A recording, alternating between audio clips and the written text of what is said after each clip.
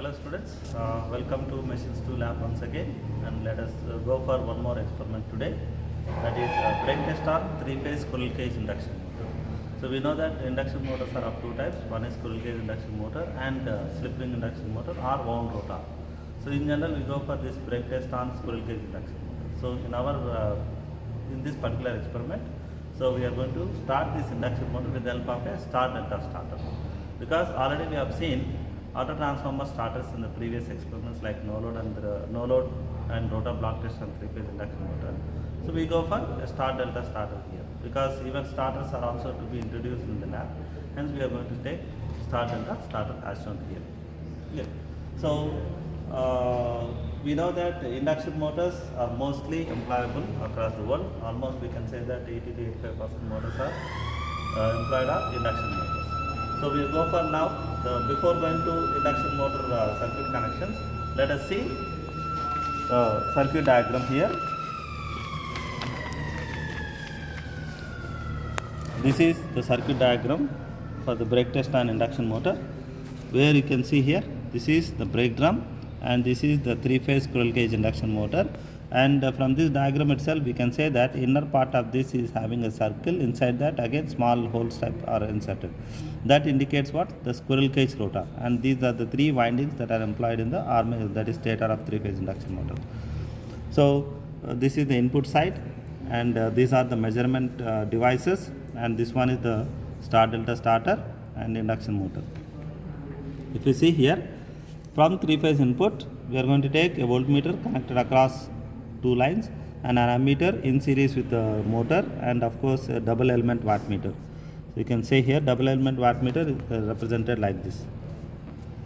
So, and of course 3-phase star to delta, so star to delta,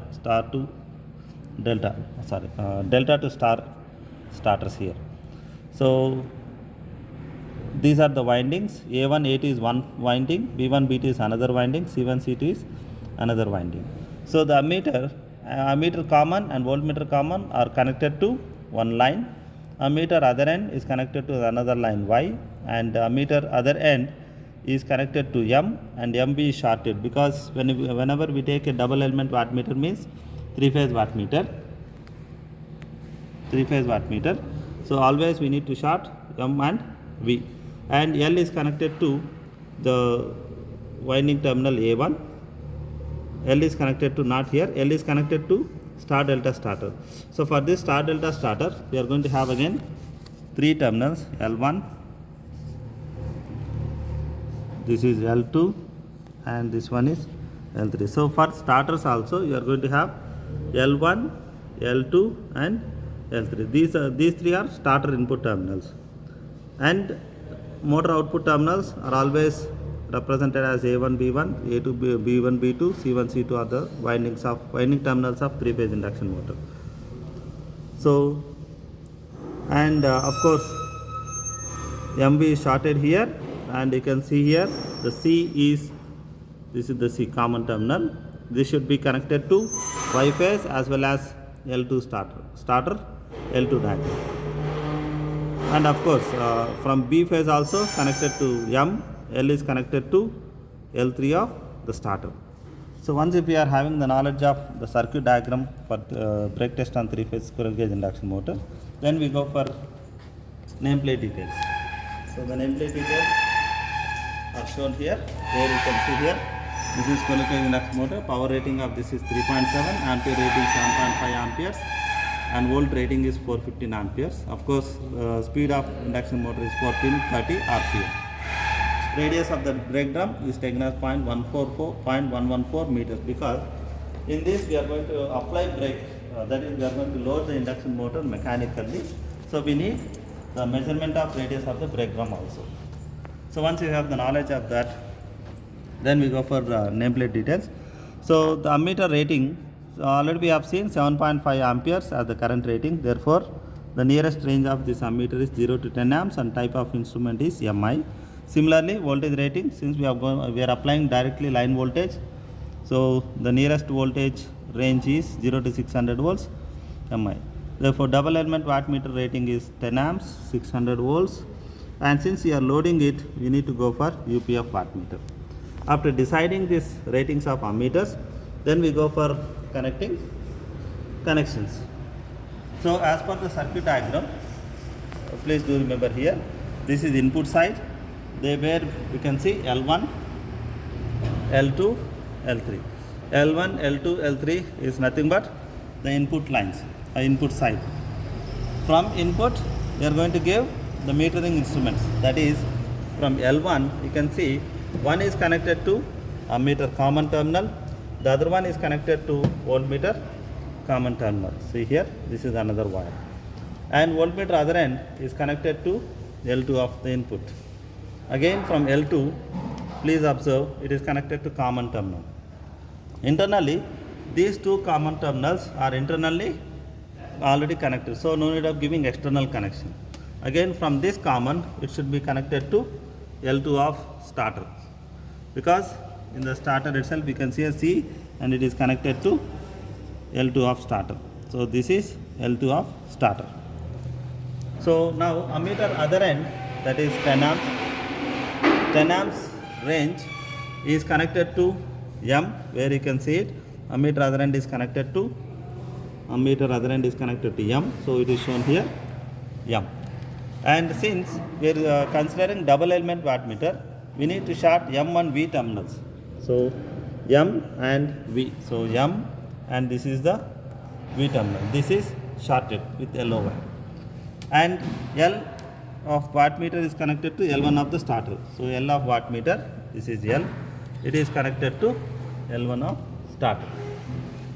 So L1 part and L2 part is over.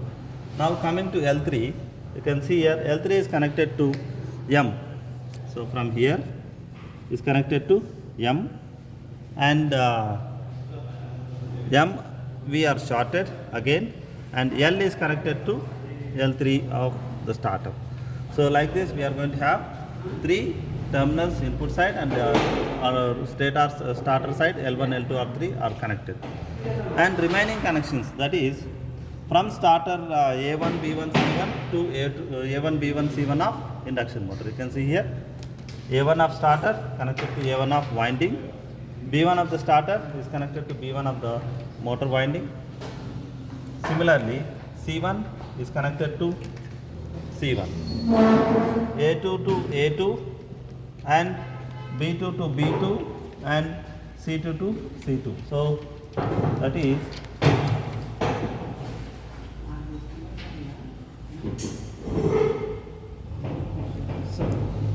in star delta starter we do have terminals of windings. Whatever the terminals of windings are considered here for the motor, the same are included here, because in the case of star delta starter, first we are going to make it in start. That means this arm is pushed towards start connection, and for moment of 2 to 3 seconds in which the induction motor speed picks up to near synchronous speed, then it should be immediately pulled it to run position. So during this process, the windings, initially all the windings in the induction motor are star connected, and after some time when we make it to run, the windings are getting into delta connection. So in order to get this process, the same number of terminals are also included for star delta starter box. Once these are the connections for brake test on 3-phase squirrel cage induction motor. Once if you are thorough with this, then we have to run the machine with the help of star delta starter. See, I am closing the DPST switch, which is closed, and you can observe the voltage is showing here near to 210, means approximately 420 volts we are going to get directly line voltage. We cannot change that line voltage. And see, the induction motor should be 0, that is on no load condition. Initially you can observe the two readings are 0. The two readings are 0 until we have to check even rotating this drum whether it is freely rotating now. So now after ensuring that no load on the induction motor and also input voltage applied across the induction motor through this TPS switch. Now let us start the induction motor. So when we start this, you can observe even the motor also starts rotating. So make it in start. The motor is running. Immediately it should be from start to run. You need to change it. That means 1 or 2 seconds we need to wait, and then we have to make it to run position. This is now induction motor started. Now before going to apply the load, you need to take the readings. So current rating 3.7 amperes, voltage rating 410 volts, 420 volts, 426 volts, 426 volts, and the power rating is it's near to 200, not 200, so you can go over approximately 180, and the speed, you can observe, speed is to be noted. The speed is 1499 RPM. Speed is 1499 RPM. Dear students, here you need to observe one thing. The speed is almost showing 1499 RPM. Actually, the rated speed is the synchronous speed is 1500 RPM. From here, what I want to say is the frequency that is getting from the input itself is not exactly 50 Hz. It is slightly above 50 Hz. Students, just now we have seen that the speed of the motor is 1499 RPM. So we need to check even the synchronous speed also. For that, we are going to include a frequency meter as shown here, where it shows, please observe, the frequency is 50.5. So frequency is what? 50.6. 6 or 5, no? 50.6. So now I'll show you how to find out synchronous speed. See here. So frequency is 50.6, and number of poles for the machine is 4. Therefore N is equal to 120 F by P NS. I am saying 120 into 50.6 divided by number of poles for the given machine is 4. So you can simply substitute it here and find out 1500.6. 1500.6. 1506 వస్తుంది.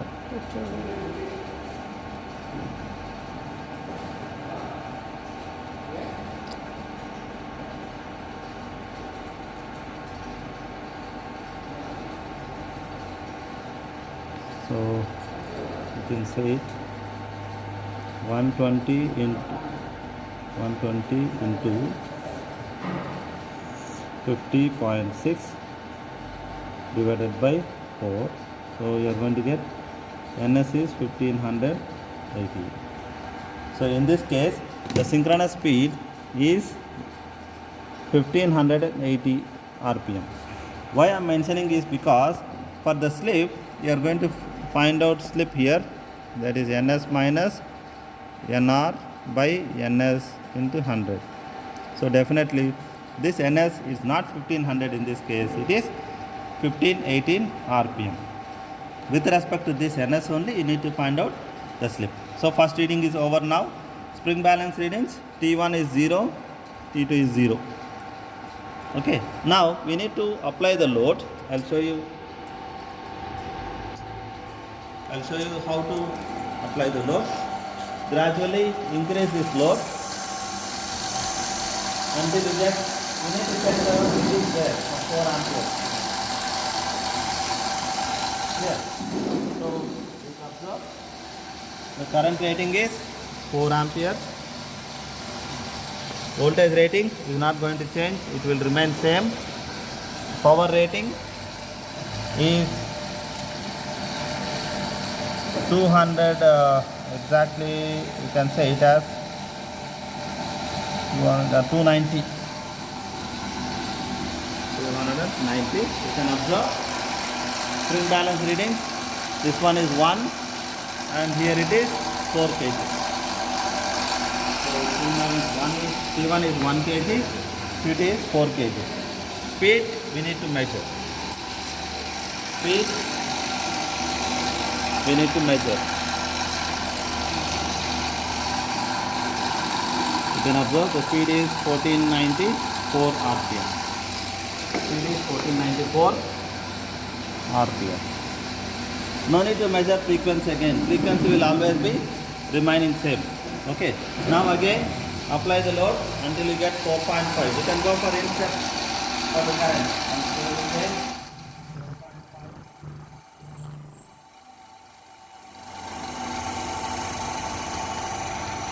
so I have applied 4.5 as the current rating. The current rating is 4.5. Input power 500. Input power is 500. Current rating 4.5 already I noted. Voltage remains same. Speed you are going to measure. So here speed is measured. 1479 rpm. And T1 rating you can see here, since it is vibrating, you can take the average of this one, that is 3.5. Here it is vibrating between 10 and 12, so you can take it as 11. What? 3.5 and 11. Now we have to water it. Please see here how we have to add water as shown in the, it should be in the brake drum only. Again load it because we have taken one set. Go for loading it until you get 5 ampere.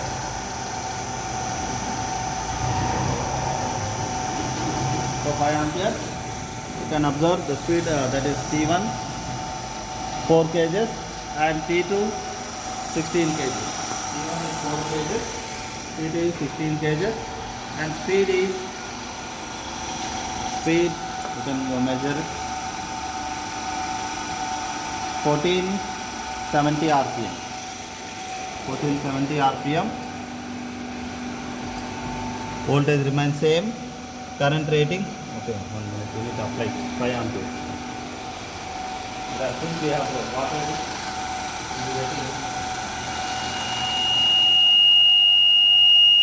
immediately you can note down. It's 5 kgs. It's 18.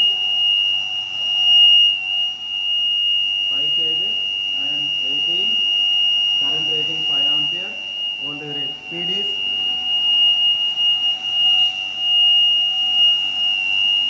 1466.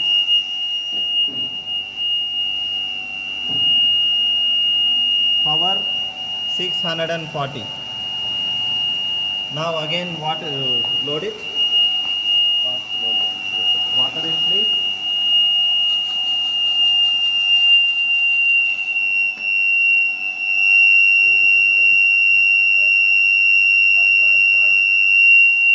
Speed T1 is 5.5, T2 is 20, T1 is 5.5, T2 is 20, the speed is 1459 rpm. Speed is 1459 rpm and power rating 780 ma'am. Yeah, 780. So again increase the load. Again increase the load until you get 6 ampere.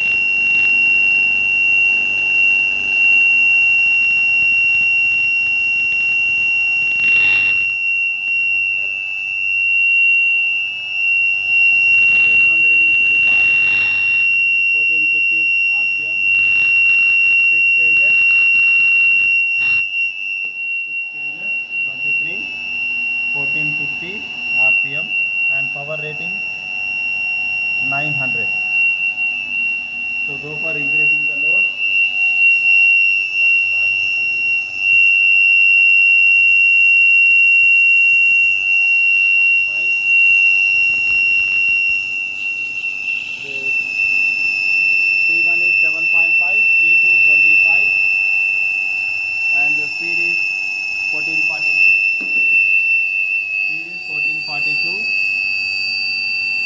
T1 is 7.5.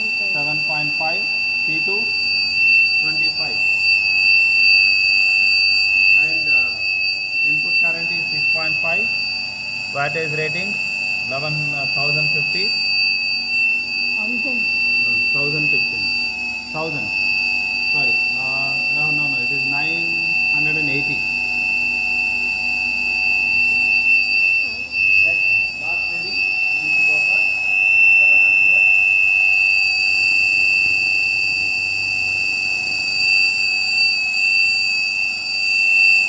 1438, it is 8.5, 28, 8.5, 28, 1438, voltage rating, current rating is 7 ampere, power rating, it's almost 1100, no, 1080 it is. Okay, so we have taken the readings up to 7, that's already taken 7 amperes. Okay, now we have to reduce the load, make it 0 until you get 0.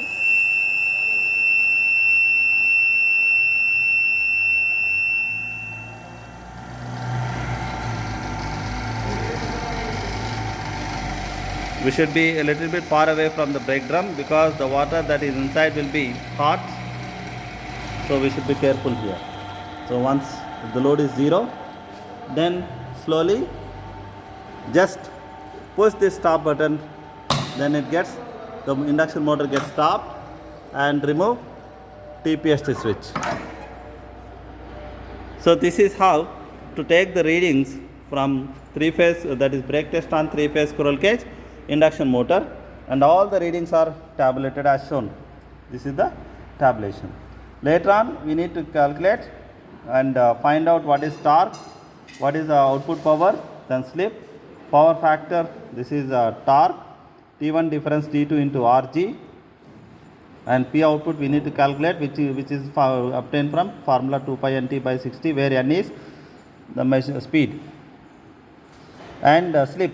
So from this formula ns minus nr by ns into 100, we will be getting percentage slip, and power factor is nothing but cos phi, so that we need to find out later on. Efficiency is nothing but P naught by P input. So these calculations are to be done, and then the performance characteristics are to be drawn.